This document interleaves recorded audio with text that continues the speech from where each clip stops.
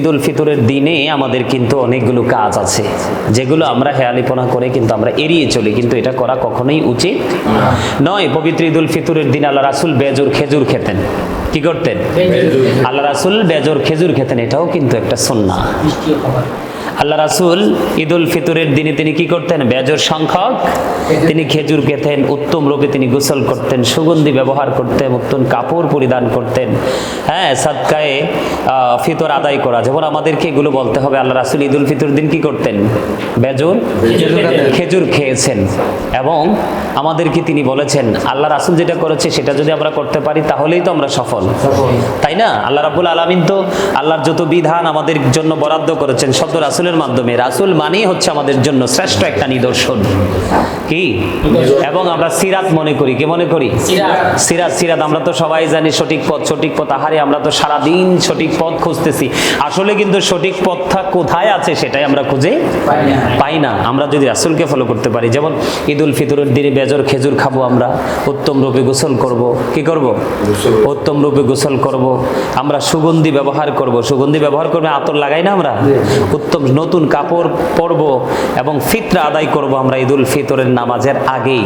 আমরা যদি পরে করি তাহলে কিন্তু এটা সাধারণ দানের খাতায় চলে যাবে, আমরা কিন্তু স্পেশাল যেই সওয়াব আমরা কিন্তু সেটা পাবো না। এটা করতে হবে এবং আমাদেরকে আনন্দ খুশি প্রকাশ করতে হবে। সাধ্য অনুযায়ী আমরা কি করব? দান করব। কি করব? সাধ্য অনুযায়ী আমরা দান করব এবং আমরা আমাদের নিজেদের গোত্রীয় মসজিদে আমরা ফজরের নামাজ আদায় করব। এটা আমাদের জন্য মুস্তাহাব, সুন্নাহ। সুবহানাল্লাহ, আর জোরে সুবহানাল্লাহ। তো এই বিষয়গুলো কি আমাদের জানা আছে? নেই। আমরা দেখি ঈদের দিনে আল্লাহ রাসূল ঈদের জামাত পড়তে যেতেন এক রাস্তায়, আসতেন আরেক রাস্তায়। এটাও কিন্তু আমাদেরকে পালন করতে হবে। আর ঈদের জামাতে পড়তে যাওয়ার সময় আমরা যখন বের হব তখন আমরা তাকবীরে তাশরিক দিতে যাব, আল্লাহু আকবার, আল্লাহু আকবার, লা ইলাহা ইল্লাল্লাহু, আল্লাহু আকবার, আল্লাহু আকবার, লিল্লাহিল হামদ। আল্লাহ রাসূল বলেছেন তিনি ঈদের জামাতে কি করতেন? রাস্তা পরিবর্তন করতেন। তিনি যেতেন একটি রাস্তায়, আসতেন আরেকটি রাস্তায়। তাহলে আমাদেরকে এটাও আমরা কি করব? ফলো করব, কারণ এটার মধ্যে আমাদের কি আছে? নিয়ামত আছে। আমরা এই কাজগুলো করব, কারণ এগুলো আসলে কিন্তু আমাদের জন্য কঠিন কোনো কিছু না। এগুলো চাইলেই কিন্তু আমরা কি করতে পারি? এগুলো আমরা চাইলেই আমলগুলো করতে পারি। আমাদের এটা করা উচিত কিনা? অবশ্যই আমাদের উচিত। যেমন আল্লাহ রাসূল আরেকটা আমাদের জন্য আরেকটা মজার জিনিস আছে, যেটা আল্লাহ রাসূলের পাগল যারা তাদের জন্য বিশেষ একটা নিয়ামত। সেটা হলো আল্লাহ রাসূল কিন্তু পবিত্র ঈদুল ফিতরের নামাজে কিন্তু কিছু না খেয়ে যেতেন না এবং ঈদুল আজহার নামাজ আদায় না করে তিনি কোনো কিছুই খেতেন না। এই দুটো কিন্তু আমল, এটাও কিন্তু আমাদের জন্য সুন্নাত। যেমন আমি দেখছি আমার বুঝের পরে দেখছি আমার বাবা জীবনে কোনোদিন কুরবানি না করে কিন্তু তিনি কোনোদিন কোনো কিছু ভক্ষণ করেনি। এখনো পর্যন্ত এই আমলটা ওনার মধ্যে চলমান আছে। এই জন্য আমি প্রায় সময় বলি, মুরব্বী মানুষগুলো যতদিন পৃথিবীতে থাকবে ততদিনই পৃথিবীও থাকবে। এখনকার যুগের ইয়াং ছেলেমেয়েরা ম্যাক্সিমামই তারা তো এইসব খবরই জানে না, কারণ ইসলামটা যে কি এটাই তারা জানে না, বোঝে না। যেমন কিছুক্ষণ আগে এক ব্যক্তি আমাকে ফোন করলেন, সম্ভবত সিলেট থেকে, ভাষায় বুঝতে পারছি কারণ আমি তো প্রোগ্রামের মধ্যে ছিলাম, তার মধ্য দিয়ে ফোনটা রিসিভ করছি। ইনি আমাকে বলতেছেন যে আপনি একটা সঙ্গীত গেয়েছেন, ওই যে একটা গজল গাইছিলাম, যার নাম শুনিলে চমকে ওঠে দিল বেকার হয়ে যায়, গাইবি খবর দেনেওয়ালা এলো রে মক্কায়, গাইবি খবর দেনেওয়ালা এলো রে মক্কায়, আল্লাহ যারে ভালোবেসে সালাম জানায়, সেই নবীকে চিনিলাম না কি হবে উপায়। এই যে সঙ্গীতটা আমি গেয়েছি, আমাকে ওই ব্যক্তিটা হয়তো আজকালের মধ্যে পেয়েছে, সে আমাকে প্রশ্ন করছে, হুজুর আপনি যে সঙ্গীত গেয়েছেন আপনি কোন কিতাবটা জানছেন? রাসূল যে গায়েব জানে? আসলে সে তো আমার মনে হয় তার প্রাতিষ্ঠানিক শিক্ষাযোগ্যত যোগ্যতা তো একেবারেই নেই এবং সেটা তো নাই তার বিবেকও নাই। আচ্ছা, কোরআন কি আমাদের কাছে গায়েব না? কথা বলো, কোরআন কি আমাদের কাছে গায়েব না? আল্লাহ রাসূলের কাছে পাঠিয়েছে, এটা কি পৃথিবীর কেউ দেখছে? আমরা যেটা দেখি না, যেটা জানি না, এটাই তো গায়েব। যেটা আমাদের দৃষ্টির বাহিরে আছে, দৃষ্টিসীমার বাহিরে আছে, সেটাই তো গায়েব। তো গায়েব তো এই যে পবিত্র কালামে হাকিম, এই যে আমরা কোরআন পড়ছি, কিতাব পড়ছি, হাদিস পড়ছি, এগুলো কিন্তু সবকিছু আলাদা, কিন্তু তার মধ্যে কোরআন আল্লাহ লৌহে মাহফুজের কোরআন, আল্লাহর অমীয় বাণী, যেটাকে ইংলিশে বলা হয় দা হোলি কোরআন, এই যে পবিত্র গ্রন্থ আমাদের কাছে এসছে, এটা তো আমরা কেউ দেখিনি। আল্লাহ আল্লাহর হাবিবের কাছে পাঠিয়েছেন কিসের মাধ্যমে? ওহির মাধ্যমে। কিন্তু আমরা সাধারণ উম্মতের কাছে এটা কি ছিল? গায়েব ছিল না। হ্যাঁ, এই আবু বকরের জামানায় তো লিখিত না, ওমরের জামানাও লিখিত ছিল না। যখন ওসমান জি নুরাইন রাদিয়াল্লাহু তাআলা আনহুর জামানায় এসে কোরআনটা যখন লিখিত হলো, তিনি 6টা কপি করলেন, 5টা কপি পৃথিবীর গুরুত্বপূর্ণ জায়গা পাঠালেন, একটা তিনি নিজের কাছে রাখলেন। সেখান থেকে ধীরে ধীরে লিখিত আকারে কোরআনটা আজ পর্যন্ত আমাদের কাছে আসছে। আসলে মূল তো সেটা জানে না। তো এই জন্য বললাম, এখনকার যুগের যে মানুষগুলো, আল্লাহ রাসূল কি গায়েব জানে না? ওই পরিমাণ জানে, যেই পরিমাণ জানার ক্ষমতা আল্লাহ দিয়েছেন। আমরা তো বলছি না যে আল্লাহ চাইতে বেশি জানে। স্রষ্টার চাইতে কখনো কি সৃষ্টি কখনো কি হতে পারে? বড় হতে পারে কখনো? এটা তো বোকাও কোনোদিনও বলবে না। তো এই যে আমাদের যে মানসিকতা যে দিন দিন সংকুচিত হয়ে যাচ্ছে, আমরা যে ধর্মীয় শিক্ষা থেকে যে আমরা দূরে চলে যাচ্ছি, রাসূলের আদর্শ থেকে আমরা দূরে চলে যাচ্ছি। আসলে এই মানে আগেকার যুগের মানুষগুলো যেভাবে, যেমন আজকে সারাদিন আমার কাছে অনেক ফোন আসছে যে হুজুর আমরা আগের যুগে যেভাবে নামাজ পড়তাম, এই নিয়মে পড়তাম, আমরা কি এখনো সেই নিয়মে পড়বো? আমি বলছি অবশ্যই সেই নিয়মে পড়বেন। হুজুর এখনকার তো নতুন অনেক হুজুর বের হচ্ছে, তারা তো আমাদের নিয়মকে পাল্টে দিচ্ছে। আমি বলছি যে না, আপনার পাল্টানো লাগবে না। কারণ এখনকার যুগে যত বেশি চেঞ্জ হচ্ছে, আল্লাহ রাব্বুল আলামিনের গজবও কিন্তু পরিবর্তন হয়ে চেঞ্জ হয়ে আমাদের কাছে নতুন রূপে রূপান্তরিত হয়ে আসছে। আজকে জাতি কিন্তু ভালো না, পৃথিবীর মানুষ কিন্তু ভালো না। তবে আল্লাহ রাব্বুল আলামিন যাদেরকে স্পেশালি নিয়ামত দিয়ে রেখেছেন, তারা হয়তো ভালো আছেন। যারা আল্লাহর প্রদত্ত নূরের জ্যোতি দিয়ে বিরাজ করতেছেন, যারা রাসূলের প্রেমে প্রেমিক হয়ে, তারা হয়তো আল্লাহ রাব্বুল আলামিন ভালো রেখেছেন। কেন ভালো রেখেছেন? কারণ আল্লাহ কোরআনে বলেছেন, আল্লাযীনা আমানু, যারা ঈমান এনেছে, ওয়া কানু ইয়াত্তাকুন, এবং তাকওয়া অবলম্বন করেছে, লাহুমুল বুশরা, তাদের জন্য সুসংবাদ, ফিল হায়াতিদ দুনিয়া ও ফিল আখিরা, দুনিয়ার জীবনে এবং পরকালের জীবনে। তাহলে যার মধ্যে তাকওয়া আছে, আল্লাহ কিন্তু বলেছেন, no believers you fear me, ইমানদারদেরকে বলেছেন তোমরা আমাকে কি করো? ভয় করো। তখন লাভ হবে কি? আল্লাহ বলেছেন আল্লাহ উইল ফরগিভ ইউ, আল্লাহ জীবনের গুনাহগুলি ক্ষমা। যেমন আজকে রাত কিন্তু একেবারে ব্যতিক্রমী একটা রাত, তওবা কবুলের রাত। আল্লাহর কাছে দরখাস্ত করব আজকে আমরা, আল্লাহ রাব্বুল আলামিন আমাদের দরখাস্তটাকে কি করবেন? কবুল করবেন। আমরা সেই প্রত্যাশা নিয়েই কিন্তু রাত্র বাজে কয়টা? 2টার উপরে, কিছুক্ষণ পরে আমরা সাহারি করব, তাই না? তো এই যে রাত, আমার প্রত্যাশায় ছিল আজকে সারা রাত আমি আল্লাহ রাসূলের প্রেমে কাটিয়ে দিব। হ্যাঁ, তো আজকে আমি আল্লাহর কাছে কোটি কোটি শুকরিয়া। আল্লাহ রাব্বুল আলামিন অন্য দিনগুলোর চাইতে শরীরটাকে ভালো রেখেছেন, এই জন্য একটু কিতাব দেখতে পারছি। আর আমার এই পড়াশোনাটাই অনেক অনেক বেশি ভালো লাগে করতে, কারণ ভালো লাগা ভালোবাসা থেকেই কিন্তু সফলতা আসে। ভালো না লাগলে কিন্তু ভালোবাসা হয়, আর ভালোবাসা সৃষ্টি না হলে কিন্তু সফলতাও কি করা যায় না, কল্পনা করা যায় না। যেমন আমার আল্লাহ রাসূলের ভালোবাসা, আল্লাহ রাসূলের যে বয়ান, কথার প্রতি শ্রদ্ধা রেখে আজকে আল্লাহ রাব্বুল আলামিন আশা করি যে আমাদেরকে খালি ফিরাবেন না। তা আমার যে বিষয়টা হলো, আমাদের দেশে মানুষ কিন্তু, আমরা কিন্তু অবহেলার মধ্য দিয়ে কিন্তু সময় কাটিয়ে দিচ্ছি, কিন্তু আমরা আজও জানি না যে এই সময়ের হিসাব আল্লাহর কাছে পুঙ্খানুপুঙ্খানুরূপে দিতে।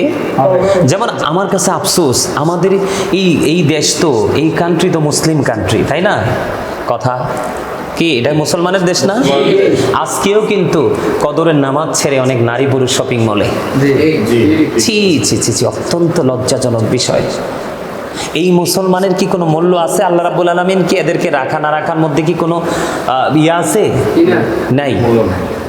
এমন একটা রাত্রিতে তোমাদের শপিং এর কথা মনে হলো, আগামীকালকে কি করবো বা তার আগে কি করেছো? হ্যাঁ, অনেকে বলতে পারে যে হুজুর আমার টাকাটা আজকে আসছে, তো আজকে আসলে আজকে কি শপিং মলে যেতে হবে? তার কারণ ওই যে তার জানা নাই, ওই যে তার শিক্ষা নাই, ওই সমস্ত মানুষের সাথে তার সম্পৃক্ততা নেই। এই জন্যই কিন্তু সে আজকে এই নিয়ামত থেকে অনেক দূরে। কিন্তু এটা সে বুঝবে, এটা যেতে অন্যায় করেছে, অপরাধ করেছে, এটা সে বুঝবে। এমন সময় বুঝবে যেই সময় বোঝার পরে কোনো ফায়দা হবে না। যেমনটি আমি বলতে চাই, আমাদের দেশে ঈদুল ফিতর আসলে আমরা মনে করি নামাজ ছেড়ে দেওয়া। আমরা মনে করি ঈদুল ফিতর আসলেই আমরা মনে করি যে ওই দিনে শর্ট প্যান্ট পরা।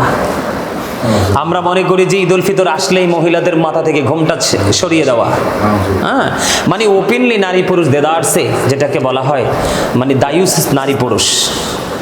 দায়ুস কিন্তু শুধু নারী হয় না, পুরুষও কিন্তু কি হয়? দায়ুস হয়। দায়ুস নারী পুরুষের মিলন মেলা। আমরা মনে করি আসলে ঈদ এটা না। ঈদ কাকে বলে, ঈদ কার জন্য? আমি আজকে শুরু থেকে আমি চিন্তা করেছি এই কথাগুলো বলবো যে ঈদ কার জন্য। এই যে কিতাব খুলে বসেছি আমি, ঈদুল লিল আবরারি ওয়া ঈদুল লিল ফুজ্জার। নেককারদের জন্য হলো খুশির দিন, আর বদকারের জন্য হলো ভীতির দিন। নেককারের জন্য কিসের দিন? খুশির দিন। আর বদকার মানুষের জন্য কিসের দিন? ভীতি, ভয়ের দিন, আতঙ্কের দিন। আতঙ্কের নাম হলো ঈদের দিন। কার কিসের নাম? ভয়ের নাম, আতঙ্কের নাম, অস্বস্তির নাম হলো বদকার পাপীদের জন্য সেই দিনটা হলো অস্বস্তির দিন, আতঙ্কের দিন, ভয়ের দিন, ভীতির দিন। নাউজুবিল্লাহ।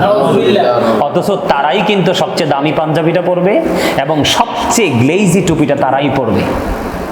আসলে কিতাব বলে তাদের কোনো কি নাই, ঈদ নাই, তাদের জন্য সেই দিনটা আতঙ্কের দিন। কিসের দিন? ঈদুল লিল মুত্তাকিন ওয়া ঈদুল লিল মুজরিমিন।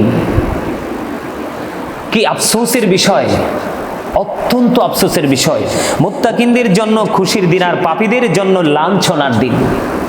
তারা যদিও মনে করতেছে গেটআপ টেটআপ থাকবে, তারা যদিও বলতেছে আমরা ঈদের নামাজ পড়তে আসছি, আমাদের অনেক দামি জামা পরেছি, অনেক সুন্দর কাপড় পরেছি, অনেক টুপি পরেছি, কিন্তু আসলেই এই দিনটা তাদের জন্য হলো কি? লাঞ্ছনার দিন। তাদের জন্য অত্যন্ত, আমি মনে করি অত্যন্ত, আমরা আসলে কে কি করছি আমি কিন্তু নিজেই নিজের একটা বড় সাক্ষী। পৃথিবীর মানুষ আমাকে যে যাই জানুক বা না জানুক, আমি কিন্তু আমাকে ভালো করে জানি এবং চিনি। আমাদেরকে এগুলো মাথায় রাখতে হবে। শুরুটা যেমনি হয়েছে শেষটাও কিন্তু তেমনি হবে। পৃথিবীতে এসেছো যেমনি একলা, যেতেও কিন্তু হবে একলা। মাঝখানে এই রং তামাশায় তোমার কোনো কাজই আসবে না। আরো মজার খবর হলো, এগুলো হচ্ছে বিবেকবান মানুষের জন্য। কার জন্য? বিবেকবান মানুষের জন্য, সচেতন মানুষের জন্য। যেই মানুষটা সব অল টাইম যেই মানুষটা অ্যালার্ট থাকে, ওই মানুষগুলোর জন্য হচ্ছে সেই আলোচনাটা। ঈদুল লিসাইমিন ওয়া ঈদুল লিল মুফতিরিন। আল্লাহু আকবার। এখানে অত্যন্ত চমৎকার ভাবে এসেছে যে রোজাদারের জন্য কিসের দিন? ঈদের দিন। ঈদ মানে তো খুশি, ঈদ মানে আনন্দ, ঈদ মানে ফিরে আসা, ঈদ মানে প্রত্যাবর্তন করা, তাই তো? এই রোজাদারের জন্য কিসের দিন? ঈদের দিন। রোজাদারের জন্য হলো খুশির দিন, আর যারা রোজা রাখেনি, রোজা ভঙ্গকারীদের জন্য আজকে ধিক্কারের দিন। ধিক্কারটা জানাবে কে? পৃথিবীর কেউ জানাবে না, জানাবে আল্লাহর পক্ষ থেকে যেই দূতগুলো কি হবে? ফেরেশতা। এরা কি করবে? তাদেরকে ধিক্কার দেবে। তাহলে কি করতে হবে? এখন রোজাদার কারা? ভাই সারাদিন আমি খাবার খেলাম না, আমি রোজাদার হয়ে গেলাম? অথবা সারা রাত্রি আমি তারাবি নামাজ দাঁড়িয়ে দাঁড়িয়ে ইমাম সাহেবের পিছনে কোরআন তেলাওয়াত শুনলাম, রুকু সিজদা করলাম, তাহলে আমি কি রোজাদার হতে পারবো? হাদিস শরীফের মধ্যে আসছে যে অনেক রোজাদার কাল হাসরের দিন দেখা যাবে তারা শুধু পানাহারটাই ত্যাগ করেছে। আবার অনেক মানুষকে দেখা যাবে কাল হাসরের দিন হাদিস শরীফের মধ্যে আসছে যে তারা মানে তারাবি পড়েছে ঠিকই, কিন্তু তাদের এই তারাবি থেকে কোনো বেনিফিট তারা পাবে না, শুধু রাত্রিটাই তারা জাগ্রত থাকলো। নাউজুবিল্লাহ। তাইলে যারা রোজাদার তাদের জন্য কিসের দিন? খুশির দিন, ঈদের দিন। আর যারা রোজা রাখেনি তাদের জন্য ধিক্কারের দিন। নাউজুবিল্লাহ। যারা মুত্তাকি তাদের জন্য ঈদের দিন, আর যারা পাপী তাদের জন্য লাঞ্ছনার দিন। কিসের দিন? তাহলে আমাদেরকে কি করতে হবে? এখনো সময় আছে। আজকে লাইলাতুল কদর চলে গেল। আজকে লাইলাতুল কদর কি চলে গেল, কিছুক্ষণের মধ্যে চলে যাবে। যারা লাইভ দেখতেছেন তাদেরকে বলবো, আপনারা যদি আমার আলোচনা শুনে ভালো লেগে থাকে, আপনাদেরকেও বিনীতভাবে অনুরোধ করবো, এখনো সময় আছে, ফজর পর্যন্ত সময় আছে আমাদের হাতে, এখনো সময় আছে। আপনারা তাসবিহ তাহলিল নিয়ে বসে আল্লাহ রাব্বুল আলামিনকে রাজি করার প্রত্যাশা নিয়ে বসুন, আর না হয় কিন্তু সফলতা সম্ভব নয়। ফের হাদিস শরীফের মধ্যে আসছে ঈদের দিনটাকে পুরস্কার ঘোষণার দিন হিসাবে নামকরণ করা হয়েছে। সুবহানাল্লাহ, সুবহানাল্লাহ। ফেরেশতারা যারা আল্লাহর প্রিয় হয়ে গেছে, যারা পরিপূর্ণ রোজা রেখে তারাবি পড়ে ইফতার করে সেহরি করে আল্লাহ রাব্বুল আলামিনের দিদার পাওয়ার প্রত্যাশা নিয়ে যারা কাজ করেছে। আমরা কিন্তু একটি কথা অনেকেই জানি না, আমাদের যে সম্পদ থাকে, সম্পদ থেকে কিন্তু আমরা কি করি? যাকাত দেই না? সম্পত্তি থেকে আমরা কি করি? যাকাত দেই। মাঠে যখন ফসল হয় শরিয়া মোতাবেক আমরা ওসর আদায় করি। কি করি? অনেকেই তো ওসরের খবর জানি না, কিন্তু ফসল এত ভালো হওয়ার পরেও কয় হইছে না, ইনকামে তো ভালো করার পরেও ভাই আমি ভালো নেই, বেচা কিনি নেই। এই যে আমাদের মধ্যে যে একটা হীন মানসিকতা নিয়ে যে এই শব্দগুলো উচ্চারণ করা, এগুলো কিন্তু আমাদের জন্য অনেক বড় ক্ষতি। তো আর ঠিক তেমনি ভাবে আমাদের দেহের জাকাত হলো রোজা। দেহের জাকাত কি? তো আমি যদি আমার দেহের জাকাত আদায় করতে না পারি তাহলে কি জান্নাতে যাওয়ার প্রত্যাশা করতে পারি? কখনোই প্রত্যাশা করতে পারি না। আল্লাহ রাসূল বলেছেন রাইয়ান নামক একটা জান্নাতের গেট ওপেন রাখা হবে কাল হাসরের ময়দানে। আমরা ফিউচারে রাইয়ান নামক একটা জান্নাতের গেট আমরা কি করব? খোলা দেখতে পাবো, একেবারে 100% ওপেনিং করা হবে সেই দিন। এটাকে যখন পরিপূর্ণ রোজাদাররা একের পর এক, শুধু স্পেসিফিক ভাবে বলা হয়েছে হাদিস শরীফের মধ্যে, পরিপূর্ণ রোজাদাররা এই রাইয়ান নামক জান্নাতের গেট দিয়ে তারা জান্নাতে প্রবেশ করবে। যখন সকল রোজাদার যখন প্রবেশ করে তারা জান্নাতে ঢুকে যাবে, অটোমেটিকই সেটাকে আবার স্টপ করে দেওয়া হবে, এটাকে আবার বন্ধ করে দেওয়া হবে। তো এটা আমাদের জন্য কত বড় নিয়ামত না? তা হাদিস শরীফের মধ্যে আসছে আল্লাহ রাসূল বলেছেন কেউ যদি আল্লাহকে ভয় করে, পরকালের কথা ভয় করে, তার অতীতের পাপের কথা মনে করে অনুশোচনার আগুনে পড়ে যদি সে আল্লাহর কাছে হাত তুলে মাছির মাথার সমপরিমাণ একটা ফোঁটা চোখের পানি যদি তার চোখ থেকে ঝরাতে পারে, আমার রাসূল বলেছেন আল্লাহ রাব্বুল আলামিন খুশি হয়ে তার জন্য জাহান্নামের আগুনটা হারাম করে দিবে। তাহলে এই রমজান মাস কি আমাদের জন্য কি সেই চোখের পানি ফালানোর সময় না? আল্লাহর রমজান মাসটাকে 3টা ভাগে ভাগ করলেন। আমরা যদি 10% করে যদি ধরি, একটা রোজার বিনিময়ে যদি আমরা কি ধরি 10% করে নেক যদি আমরা ধরি, তাহলে আমাদের কি হয়ে যায়?